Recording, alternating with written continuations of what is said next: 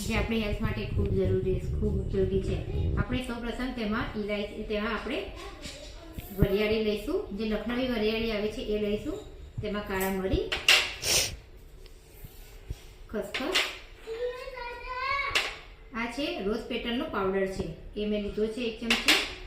તેમાં લઈશું આપણે ઇલાયચીના 4-5 દાણા, કાજુ, બદામ અને પિસ્તા છે જે આપણે એમાં ક્રશ કરવામાં લઈશું, એનું પ્રીમિક્સ બનાવીશું પહેલાં। અને આ છે ખડી સાકર।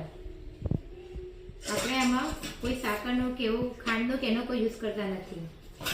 આપણે સૌપ્રથમ આનું, અને આપણે છેલ્લું ઇન્ગ્રીડિયન્ટ તો આપણું રહી ગયું કેસર। હવે આને આપણે મિક્સરમાં ક્રશ કરીશું।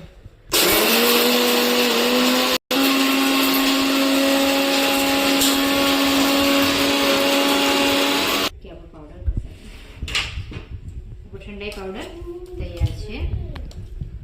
આપણે હવે એમાંથી આપણે ઠંડાઈ કસાટા બનાવીશું। આપણે આ મખાના છે, મખાના અને મગજતરીના બીજ, જેને મેં દૂધમાં 2 કલાક પહેલાં પલાળી રાખેલા હતા, તે આપણે લઈ લઈશું, જેનાથી આપણા કસાટાની અંદર સ્મૂથ સ્ટ્રક્ચર આવશે। અને આપણે એમાં આપણું જે આ પ્રીમિક્સ બનાવીને રાખ્યો છે ઠંડાઈનો, એ આપણે 3 ચમચી તેમાં એડ કરીશું। આમાં આપણે સુગર એડ કરતા નથી, આપણે આની પાવડરમાં જ આપણું સુગર છે, તો આમાં કોઈ બિલકુલ સુગર નાખવાની જરૂર નથી। હવે આને પણ આપણે ગ્રાઇન્ડ કરી દઈશું। જોઈ શકો છો આપણી એકદમ ફાઇન પેસ્ટ તૈયાર થઈ ગઈ છે, આપણું સ્મૂધી। હવે આને કસાટા માટે સેટ કરવા માટે આપણે એક ગ્લાસ પેપરની અંદર સેટ કરવા મૂકી દઈશું।